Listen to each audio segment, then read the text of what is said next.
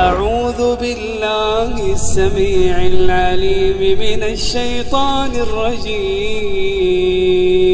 السلام علیکم دوستو، آپ دیکھ رہے ہیں اسلامک ورلڈ ٹی وی. آج کی ویڈیو میں دوستو ہم بات کریں گے حضرت لوط علیہ السلام اور ان کی قوم اور حضرت لوط علیہ السلام کی بیوی اور ان کی قوم کا کیا حال ہوا اس کے بارے میں.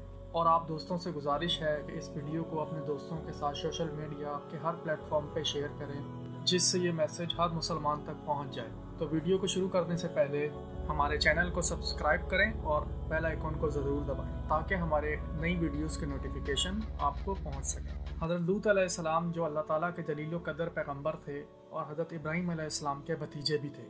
حضرت ابراہیم علیہ السلام فلسطین میں اور حضرت لوط علیہ السلام اردن کے ایک شہر بابل میں ہجرت کر گئے جہاں اللہ تعالیٰ نے آپ کو نبوت عطا فرمائی اور ملک شام کے ایک شہر صدوم میں آپ کا قیام فرمایا. دوستو شہر صدوم سرسبز و شاداب تھا. وہاں ہر قسم کے اناج، ہر قسم کا پھل بے تحاشا پیدا ہوتا تھا. شہر کی خوشحالی کی وجہ سے یہاں اکثر لوگ مہمان بن کر ٹھہرا کرتے تھے اور شہر کے لوگوں کو ان مہمانوں کا بھار اٹھانا پڑتا تھا. لہٰذا اس شہر کے لوگ بہت زیادہ مہمانوں کے آنے کی وجہ سے تنگ آ چکے تھے مہمانوں کی مہمان نوازی کر کر کے. لیکن انہیں اس چیز سے چھٹکارا پانے کے لیے کوئی چیز سمجھ نہیں آ رہی تھی کہ کیسے ہم ان مہمانوں کو ادھر آنے سے روکیں. اسی صورتحال کو مد نظر رکھتے ہوئے ابلیس ان کے بیچ آ ٹپکا ایک بوڑھے کی صورت میں اور انہیں کہنے لگا اگر تم ان مہمانوں سے جان چھڑانا چاہتے ہو تو ان سے بدفعلی کرو جس سے یہ تنگ آ کر یہاں آنا ہی چھوڑ دیں گے.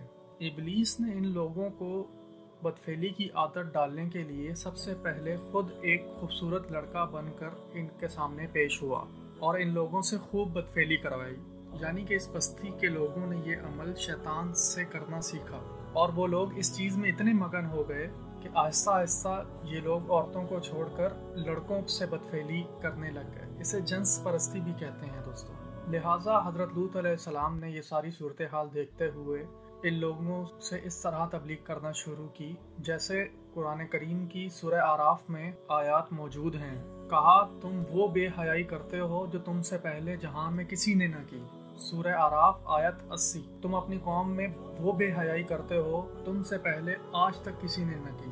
تم مردوں کے پاس شہوت سے جاتے ہو عورتیں چھوڑ کر، بلکہ تم لوگ تو حد سے گزر گئے. حضرت لوط علیہ السلام کی قوم نے حضرت لوط علیہ السلام کا یہ پیغام سن کر حضرت لوط علیہ السلام کو بہت بے باکی سے یہ جواب دیا کہ اسے ہماری بستی سے نکال دو. جب قوم لوط کا یہ عمل حد سے زیادہ بڑھ گیا تو ان پر اللہ کا عذاب آ گیا. چنانچہ حضرت جبرائیل علیہ السلام چند فرشتوں کے ساتھ حضرت لوط علیہ السلام کے پاس مہمان بن کر آئے. یہ سب فرشتے بہت ہی حسین اور خوبصورت لڑکوں کی شکل میں تھے. ان فرشتوں کا حسن و جمال دیکھ کر اور اپنی قوم کی بدکاریوں کو دیکھ کر حضرت لوط علیہ السلام بہت ہی فکر میں پڑ گئے.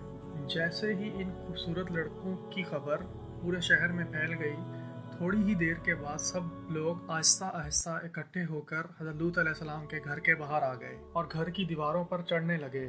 حضرت لوط علیہ السلام نے یہ سب دیکھتے ہوئے اپنی قوم کے لوگوں کو دوبارہ سمجھایا اور اس کام سے منع کیا، لیکن یہ سرکش قوم اپنے برے عمل سے باز نہ آئی. حضرت لوط علیہ السلام مہمانوں کے سامنے رسوائی کی وجہ سے تنگ دل ہو گئے. یہ صورتحال دیکھ کر حضرت جبرائیل علیہ السلام نے حضرت لوط علیہ السلام سے کہا کہ آپ اللہ کے پیغمبر ہیں، ہم اللہ کی طرف سے ان لوگوں پر عذاب بن کر اترے ہیں. آپ اپنی قوم کو لے کر اس بستی سے نکل جائیں اور پیچھے مڑ کے نہیں دیکھیں. تو حضرت لوط علیہ السلام مومنین اور اپنے گھر والوں کو لے کر رات میں ہی اس بستی سے باہر نکل گئے. وہاں پیچھے حضرت جبرائیل علیہ السلام شہر کی 5 بستیوں کو اپنے پروں پر اٹھا کر آسمان کی طرف بلند ہوئے اور آسمان میں کچھ اوپر جا کر ان بستیوں کو الٹ دیا اور یہ آبادیاں زمین میں دھس گئیں. اس کے بعد کنکر کے پتھروں کی بارش ہوئی. یہ بارش اتنی شدت کی بارش تھی کہ قوم لوط ان پتھروں کی بارش سے بکھر گئی. عین اس وقت جب یہ شہر الٹ پلٹ ہو رہا تھا، حضرت لوط علیہ السلام کی ایک بیوی جس کا نام والا تھا، یہ در حقیقت منافقہ تھی اور ان منافقوں سے محبت رکھنے والی تھی. لہٰذا اس نے پلٹ کر اپنی بستی کو دیکھا اور کہا ہائے میری قوم. یہ کہہ کر وہیں کھڑی ہو گئی. عذاب الہی کا ایک پتھر اسے بھی آ لگا اور وہ ہلاک ہو گئی.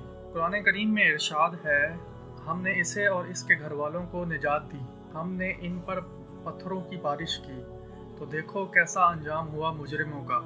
جو پتھر اس قوم پر برسائے گئے ان میں سے ہر پتھر پر اس شخص کا نام لکھا تھا जिससे उसने हलाक होना था। दोस्तों, इस वाक़े से मालूम हुआ कि इस्लाम में हम जिस परस्ती कितना बड़ा जुर्म है और हौलनाक गुनाह कबीरा है।